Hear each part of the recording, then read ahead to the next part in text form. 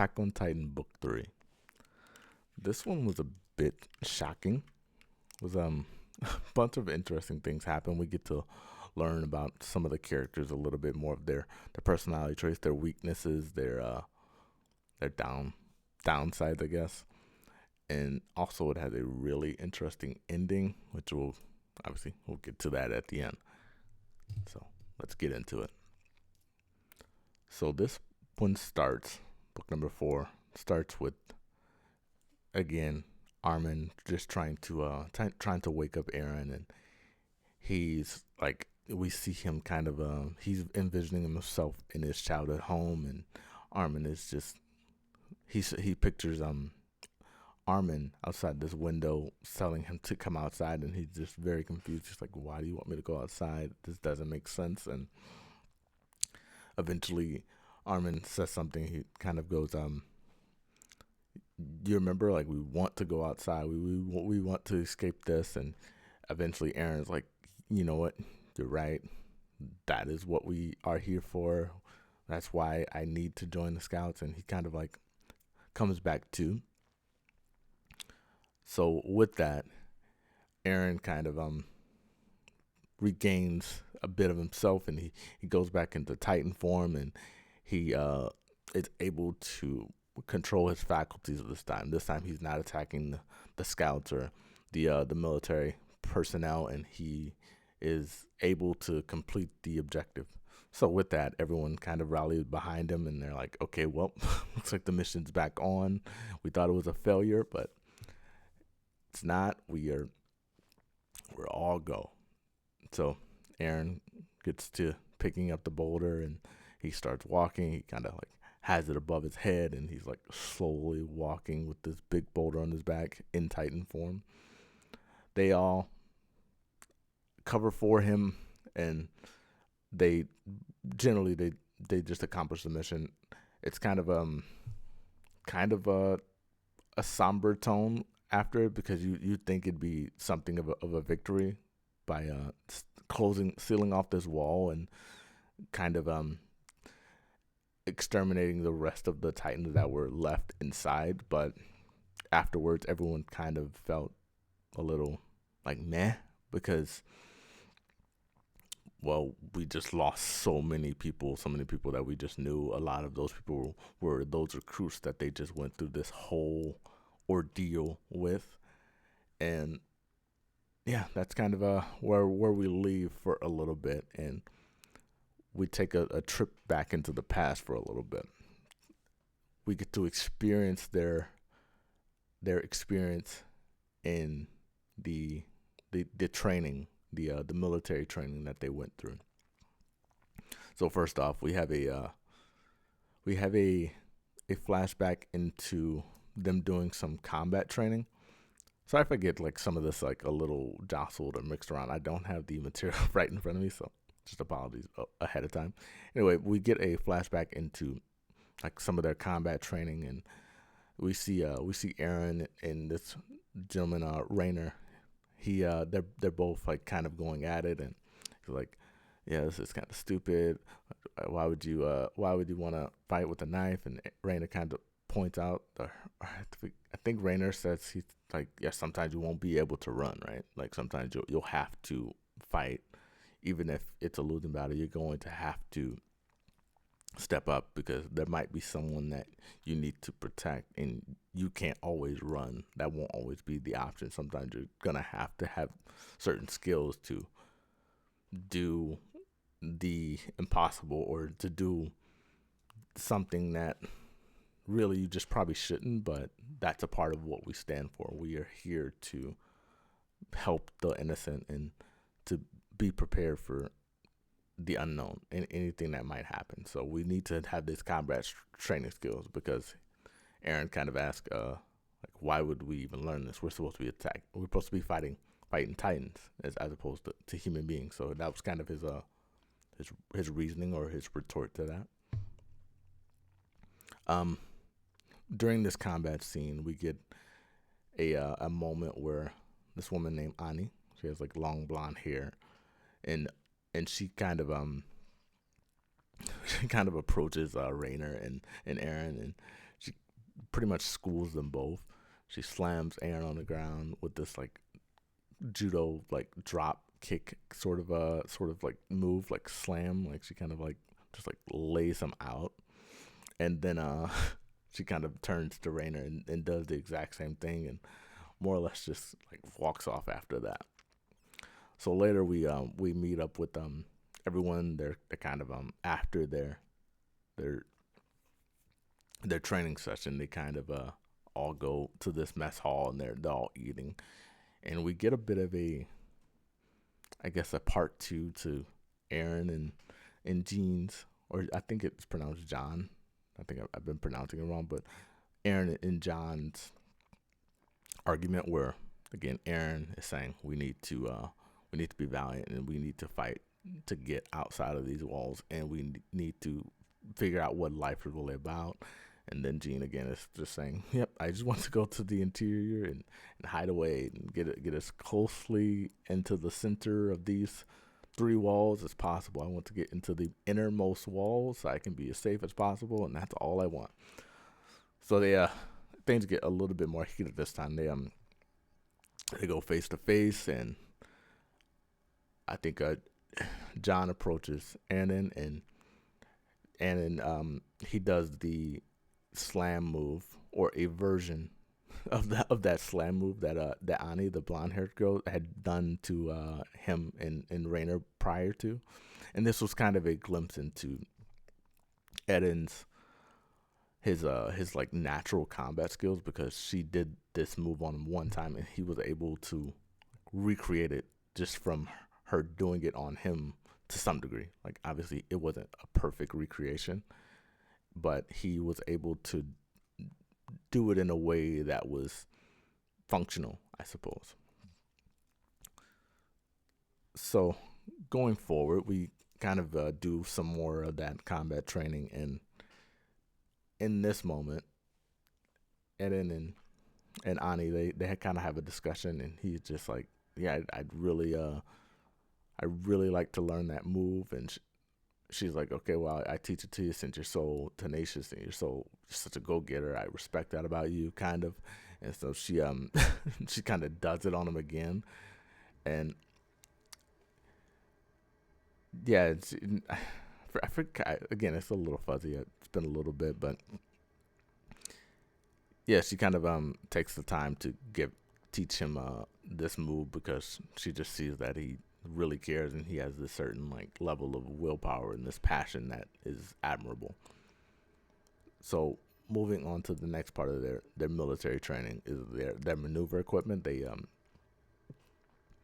They're learning the mechanics of the device that they'll be using to sling across the air with their boosting canisters. They're learning how to use this equipment, and basically the training that they're gonna do is, if you can imagine, like two stakes in the ground, and they're just kind of like in the center, just kind of being hoisted on either side. I'll put a little reference right here. Anyway, everyone kind of nails it, either first or second try, but it's kind of understood that this is an easy thing that should come naturally to most, right? That most people kind of just did it, and okay, time for the next thing. But Eden kind of he goes up, and for some reason he can't do it, and he is just really struggling. He ends up upside down at one point, and the instructor is going, "What are you doing? You're not supposed to be upside down." He's kind of like giving him crap, or like putting him in a high stress moment, as one would, as a military instructor would, if you can imagine. He's just like, what unfuck yourself kind of deal.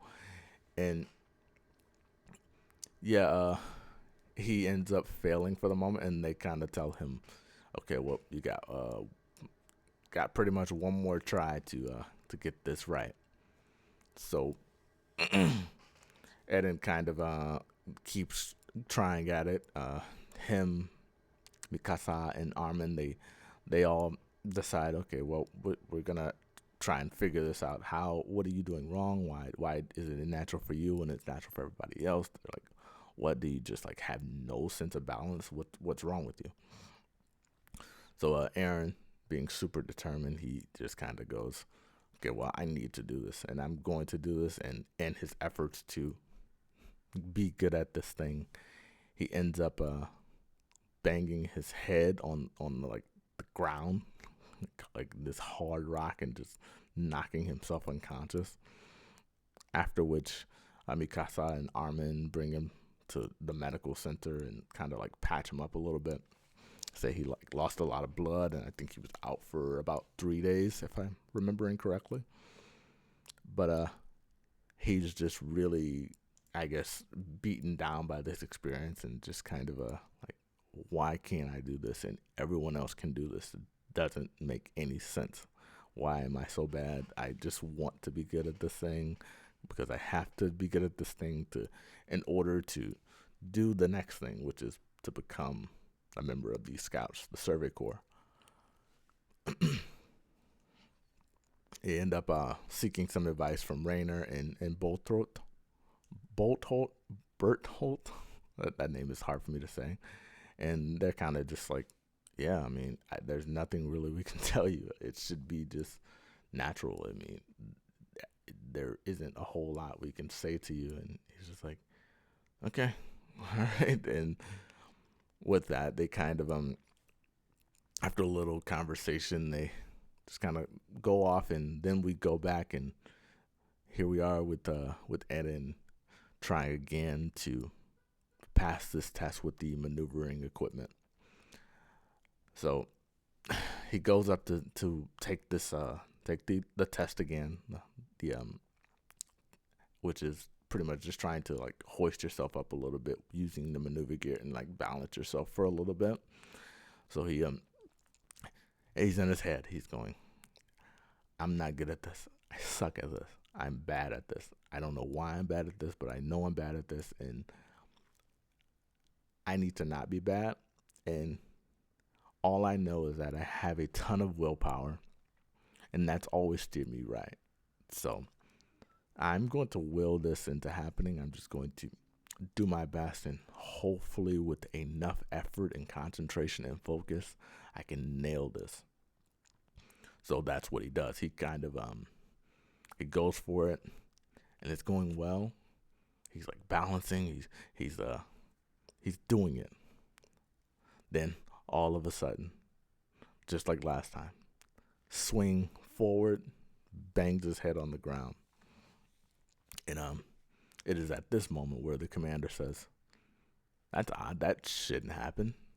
That shouldn't even happen. Like even if you did it wrong, you're never supposed to be able to bang your head like that. That's not how the equipment works or how it's supposed to work." Because the first time he banged his head, it was just him. It was just Eden, Mikasa, and Armin there. But this time the commander's there, and he obviously has some more experience with this equipment, so he kind of has the wisdom to know that's not right. And he goes in and he tells this other soldier, "Hey, go check that equipment. What's going on there?" And they discover that the equipment was faulty. The equipment that he was using was improper. It was damaged, and he's just the commander, that is, he's just confused. He's like, this equipment's never supposed to break. What's going on? That doesn't even make sense to me. But that was the case. The equipment was messed up, and Aaron was never bad at it. He just thought he was bad at it because he had faulty equipment that he was kind of set up for failure with. And the commander kind of remarks at the fact that with this faulty equipment, even he was able to balance, what kind of says something about Aaron. I mean, it says either one or two things, that his willpower is so great that he kind of made the most out of this really crappy situation where he was kind of like destined to lose, or two, that he's just really good in general, and he wasn't bad. Actually, he was really good, probably even some might say better than most. So anyway, continuing on, we get to experience the trainees. They all go through this I guess this like simulated like forest expedition with the Titans mixed in this like forested tree environment. So they're all using their maneuvering equipment, slinging between the trees and taking on these like false Titan, kind of like cardboard or wooden, I guess it would be more the proper term, with like padding on the back where their weak point would be, the nape. Yeah, it's they kind of they kind of all come at it with a different approach. You have you have Gene, who's like, I think Gene was following.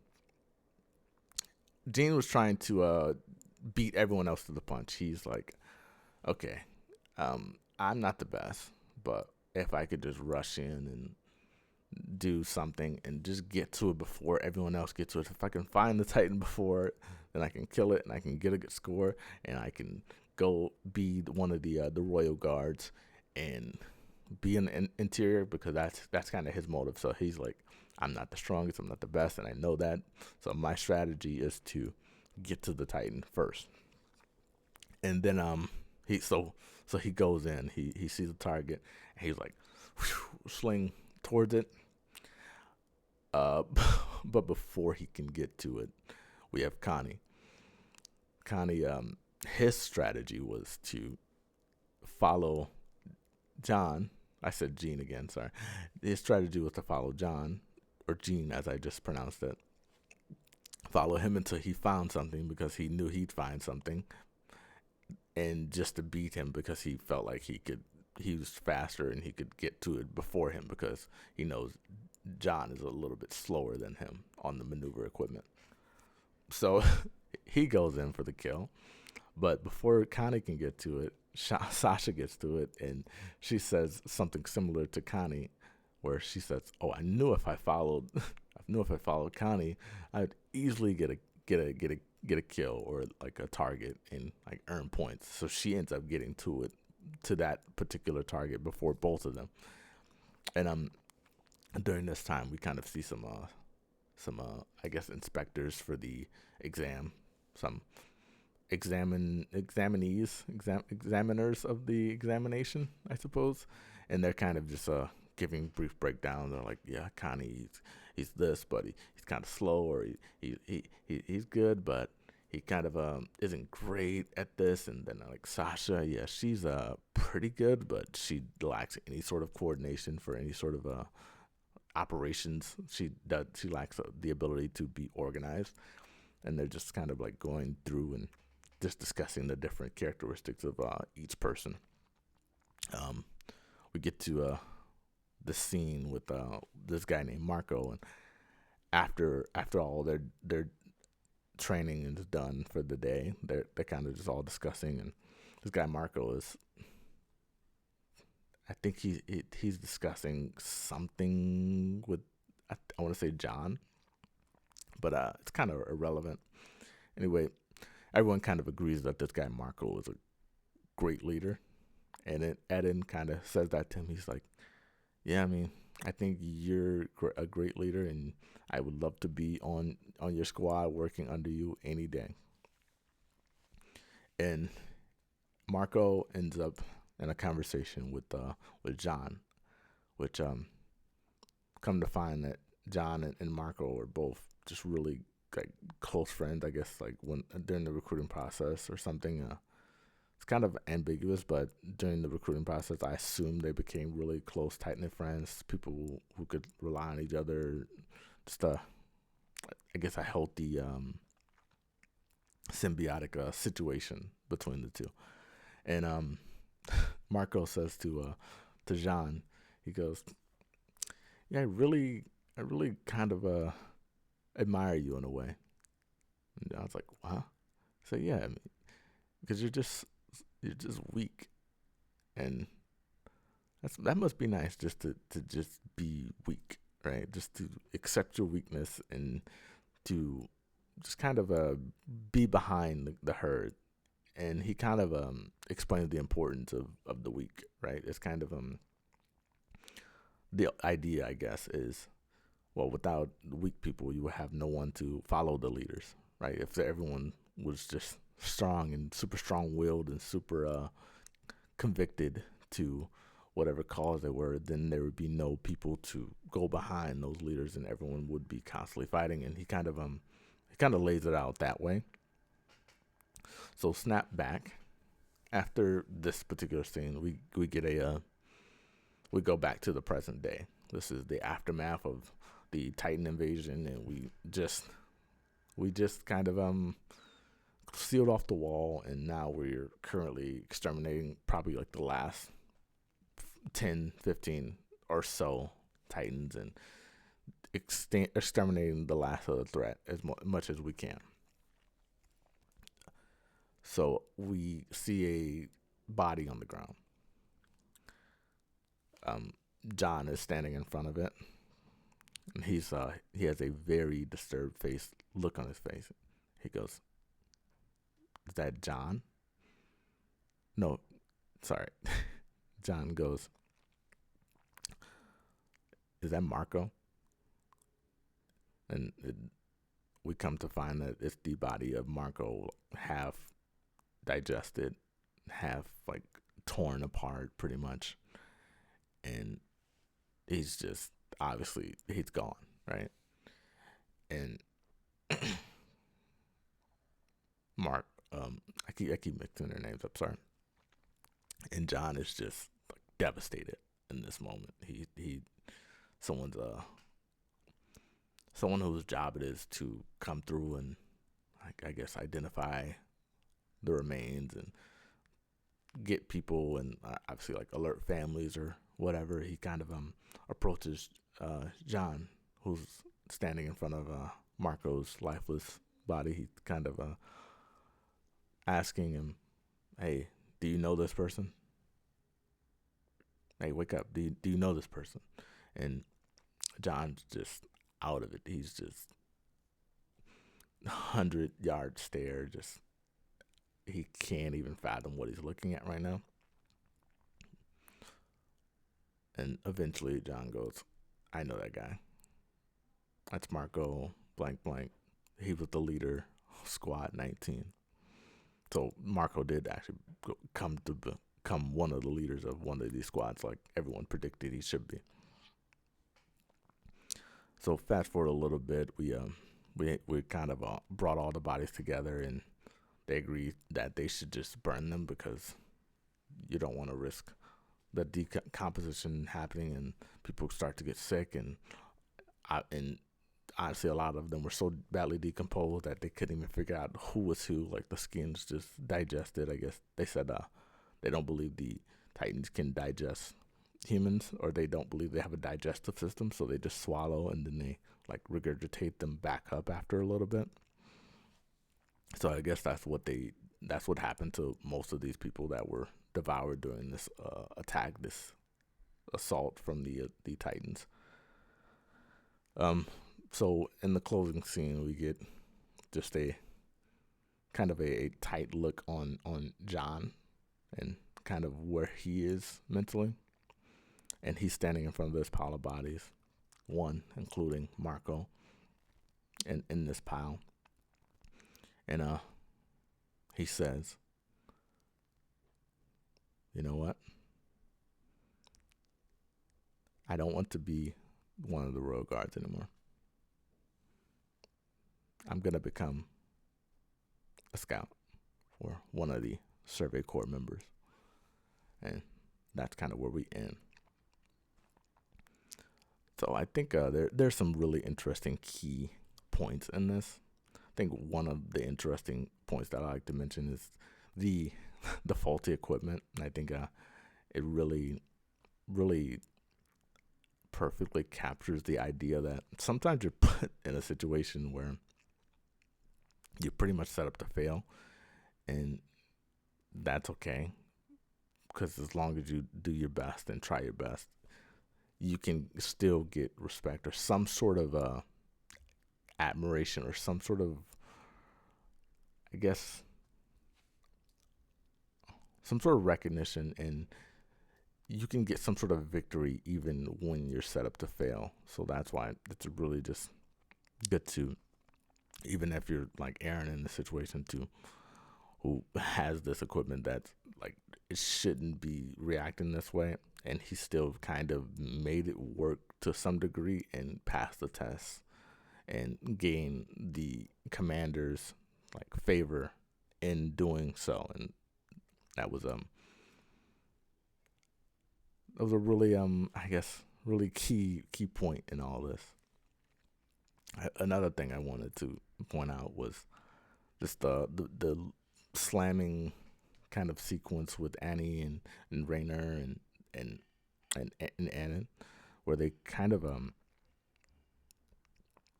all just, which again was just another step of Eren kind of putting that initiative forward and showing that willpower, and in that gaining the respect of Annie, who gave him this skill that he was able to use and will obviously be able to use going in the future, which he only got because he didn't give up and he kept trying, and he had this willpower, like kind of like he said when he was like battling himself to deal with the idea of failure. And then lastly, we have Marco, who kind of makes a full flip on the guy who didn't care anything about Titans, didn't care anything about going outside the walls, didn't care anything about really anything outside of himself. It was just, he was very self-involved about, yeah, I just want to live comfortably, and whoever like dies on the exterior or on in the outer realms, in the outer walls, I don't really care about that. That's not really my fight. That's not my battle, so to speak. And he kind of has this total switch after he sees Marco and what happened to him, and it really opens his eyes to the idea, or I guess the terror of everything, and something really snapped in him, totally making him believe a different way. Yeah, I thought that was a pretty powerful scene, both in the anime and in the manga. So with that, yeah, we reached the conclusion of this this Attack on Titan Shingeki no Kyojin book 4 review analysis. I'd say that without a lot of reference, as far as like a basically a brand new manga reader, I'd say this is about an 8 out of 10. I'd say it's just like strong. I'd say it's a strong little baseline. There were some lulls, but for the most part, there was a ton going on, and not a whole lot of wasted content or pages or scenery. It was all just really good. I mean, not a lot of dull moments. It was very, very hearty content, so to speak. Anyway, on that note, we'll wrap this up. As always, thank you for watching, and catch you on the next one. Later.